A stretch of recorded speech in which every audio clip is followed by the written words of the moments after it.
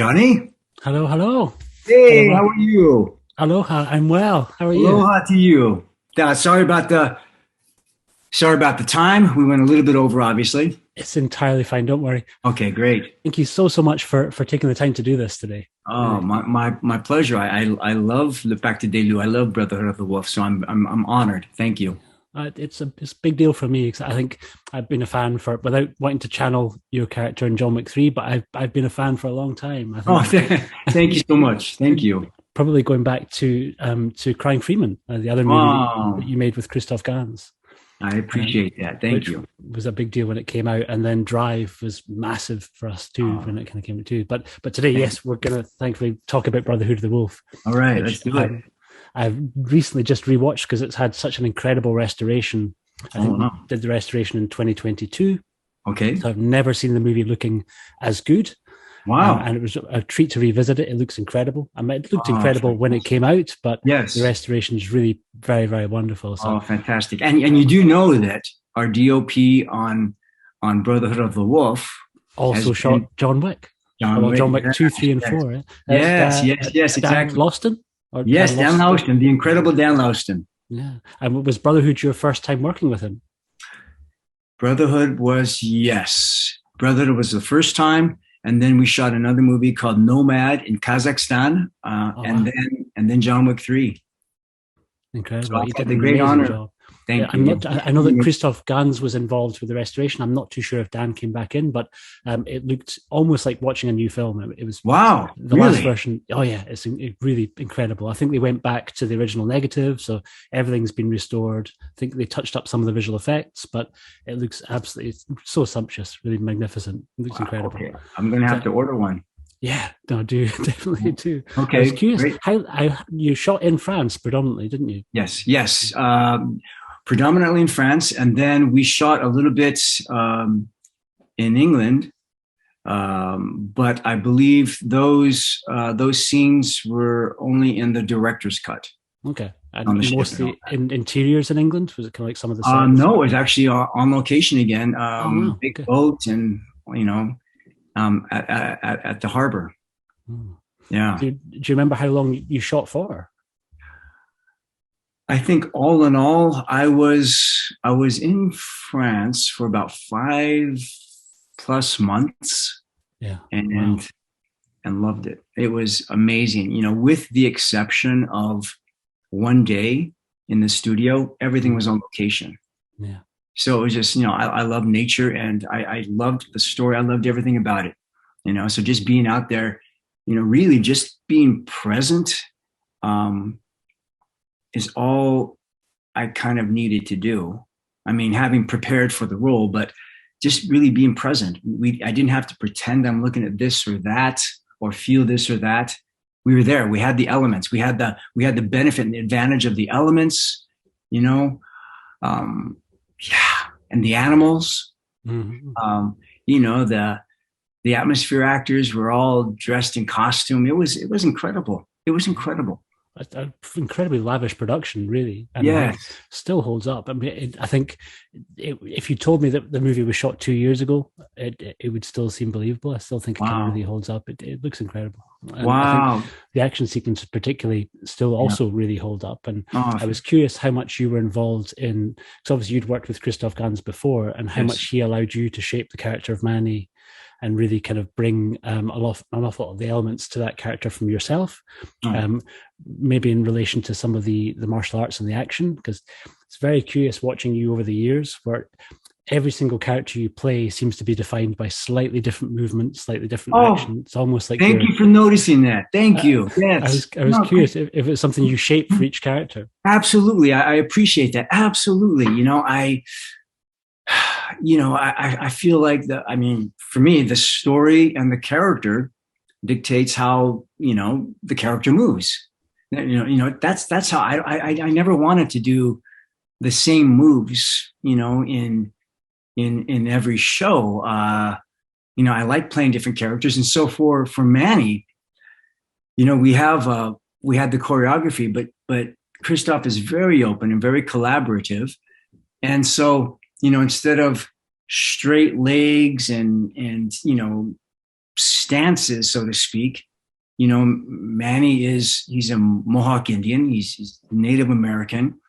He has legs, so of course he's going to use them. He's got hands, elbows, knees, so he's going to use everything. And it was, we get the choreography, and it would be very easy for me just to go back into my kung fu roots and make it look the same. But I mean, how that would not work. You know what I'm saying? It would just take you out of the sensibility.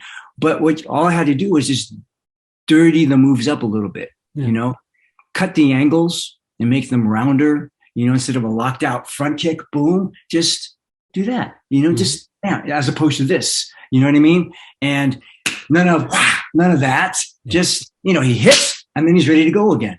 Yeah. That's natural. And that was a little bit of bow staff, but it never felt like performance with the bow staff in terms of it was super functional and kind of very practical for the moment. Yeah, thank you. And that was the idea. So you can take the same moves, but just, exactly like you said, just make it more practical as opposed to, stances and postures. Yeah. Because speaking of the choreography, kind of one of the things I can't remember if I knew it going into the movie, but the choreographer of the film was Choi, Philip Kwok from Shaw Brothers fame. Yes, and Philip Kwok is amazing. How did that work? Because I don't think he speaks French, and I'm assuming that he speaks a little bit of English, and because it's choreography, it's speaking through physicality. Yeah, so he would give the moves, and it had little bit of a kung fu flair, and then together we would just dirty it up, round the edges.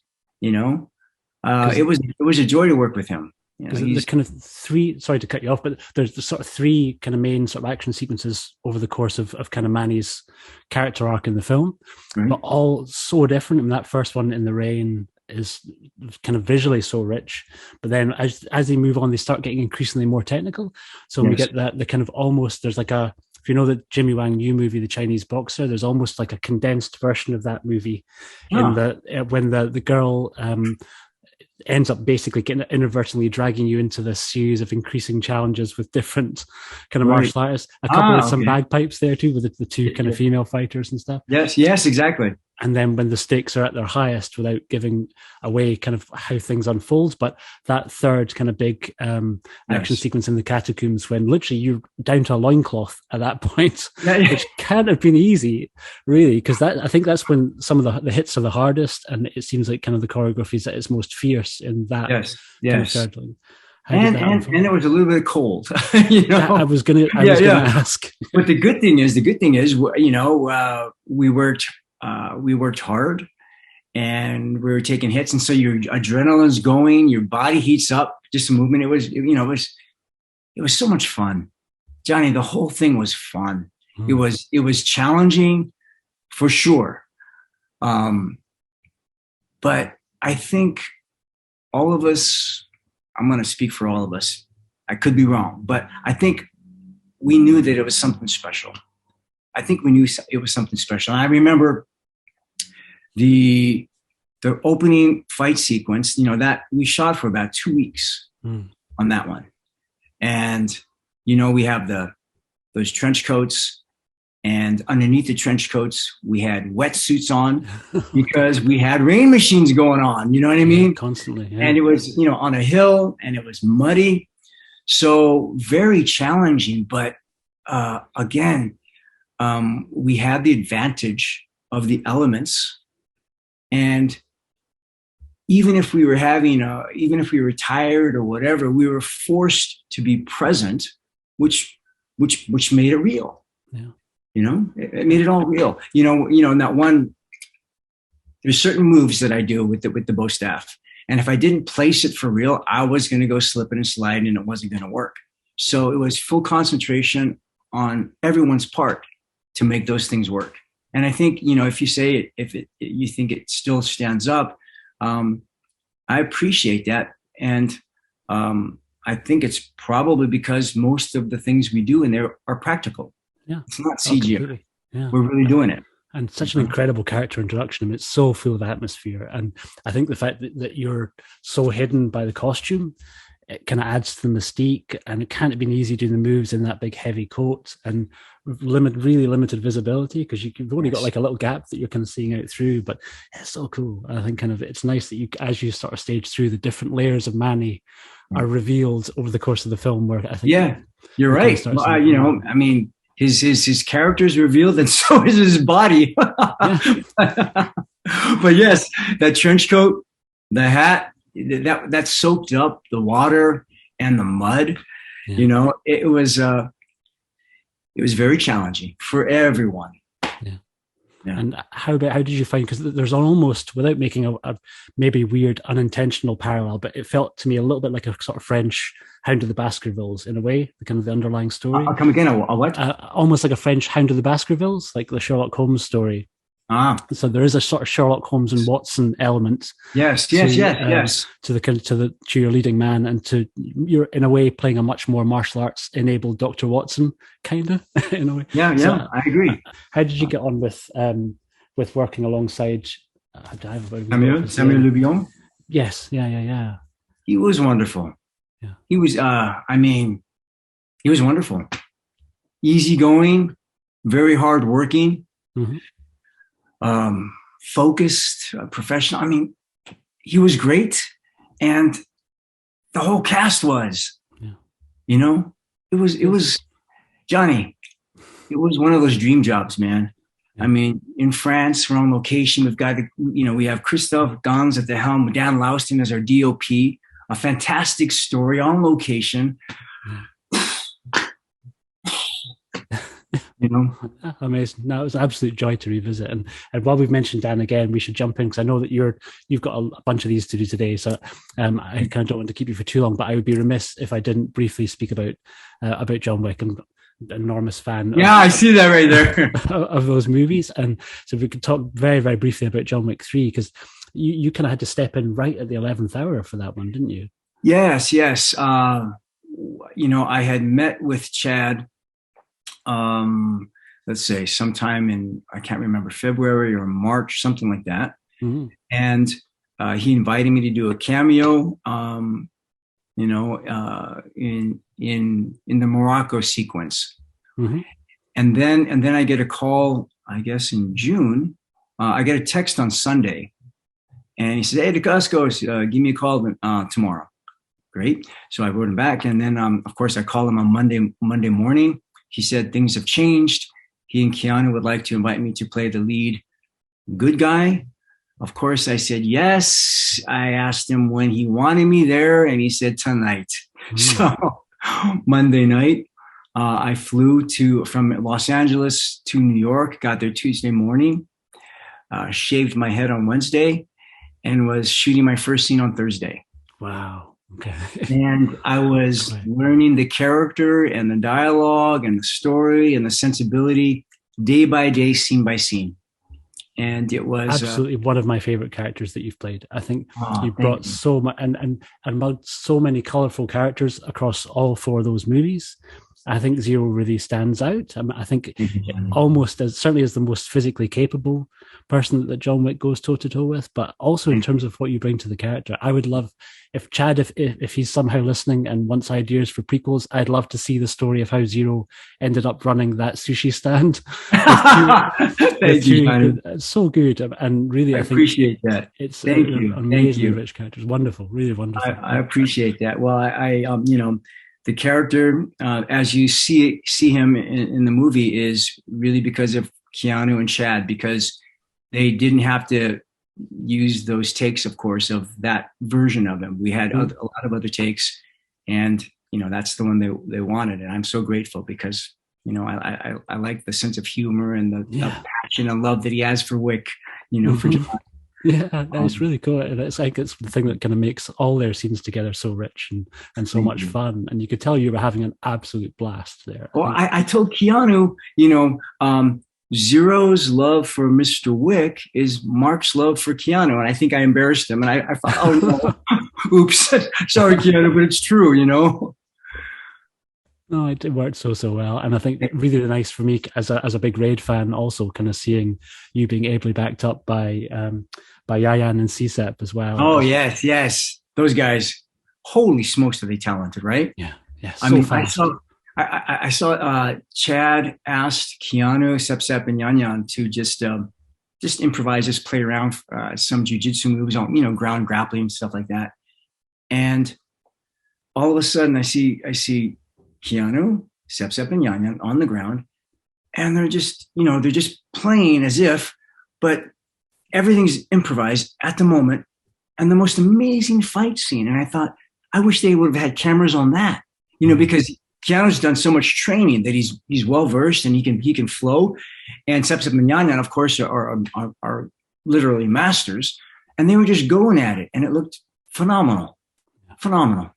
Yeah. It's one of the things that makes those movies work. I think rather than kind of going back to the way, in some ways, they worked when Keanu did that first Matrix movie of taking actors and trying to make them martial artists. Right. Most of the John Wick sort of strength has come from casting really great martial artists who can also yes, and then Chad having asking Keanu to train and train and train and train.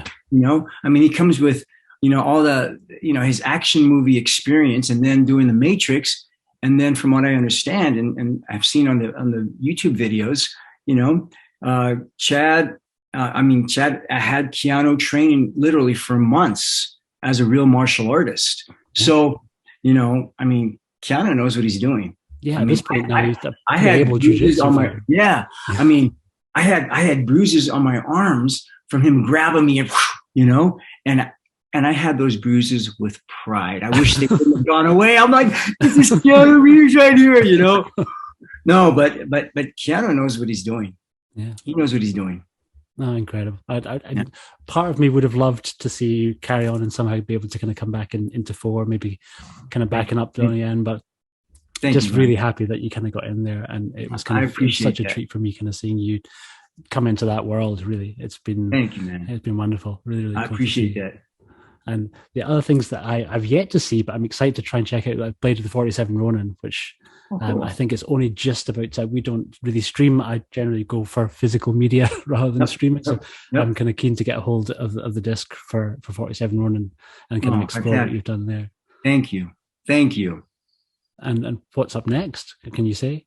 Yeah, so I have a movie opening, let's see, in America, May 12th. Called Knights of the Zodiac. Yes, very famous manga.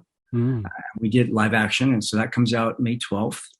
And then very honored and proud to say season 3 of Warrior, HBO Max, June 29th. Fantastic. Yeah, the series has been absolutely incredible as well. So I think it's just a joy to see, really, because the hard work pays off. Ultimately, you've kind of been working so hard at this for so long. Though you don't look at all like you've aged remotely. Come on. You really don't. Honestly, I think it's been really incredible to see. I think it's a testament to martial arts, keeping people healthy for a long time. I appreciate that. I got to thank my mom, because she had me, I grew up in Germany. Born in Hawaii, and then spent some time in Colorado. And then by 12 years old, we were in Germany. And, my mom and dad are both Kung Fu teachers.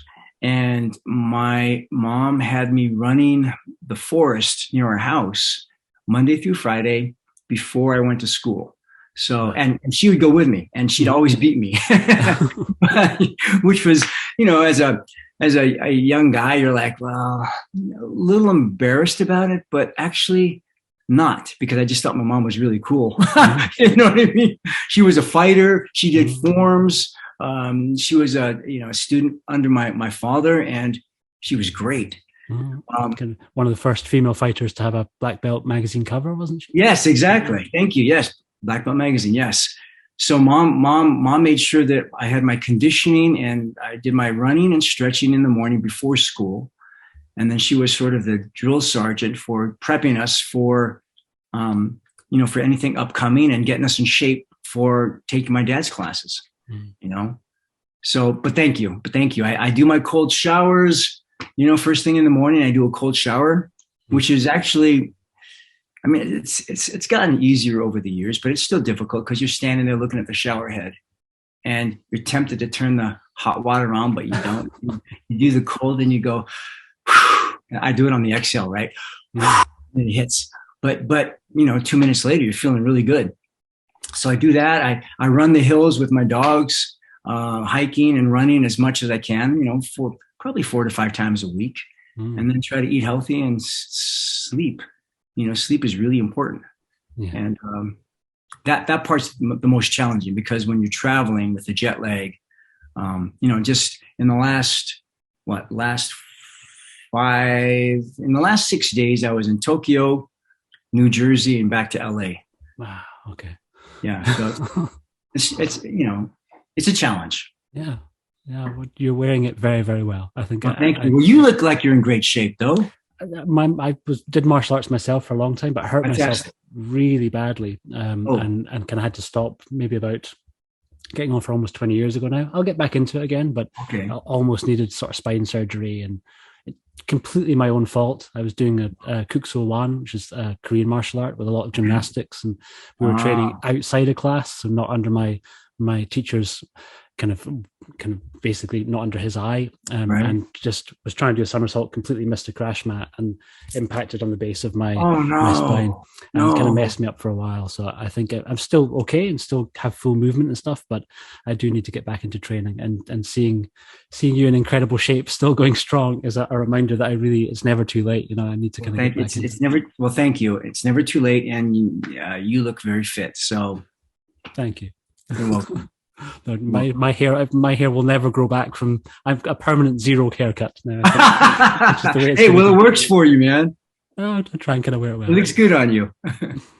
Mark, thank you so much for this. Honestly, I'm conscious of the fact that I can't keep you too long.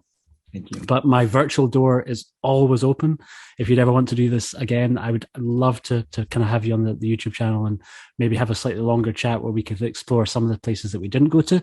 One last little bit, because I hope that more people track it down, but you did one of the best documentaries I have ever seen about Miyamoto Musashi. Oh, thank you so much. Back in 2010, was it for the History Channel?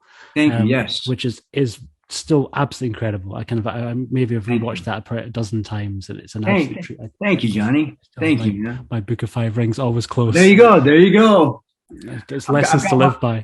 I've got my copy somewhere over there, but yes, it's such a good book. It's incredible, really. And so kind of seeing you kind of basically retrace his steps was just an absolute delight. Really, it's amazing. I wish more people would see it. It's hard to find the History Channel here in Scotland, but I would encourage everyone, if they can track it down, to do so, because it's just a wonderful, wonderful, wonderful film. So thank you for that too. My pleasure. Thank you again so much for your time today. It's been my pleasure. You're welcome. And yes, if you'd like to do an interview another time, let's figure that out. I would love to. I think I follow you on Instagram, so I'll maybe send you a little message. Look for a message coming through from the Fanatical Dragon, which is my kind of YouTube channel, and you got it. And we shall sort it out. But all right. Thank you so much again. Thank you, Johnny. Aloha. Aloha. Take care. Take care. Bye-bye.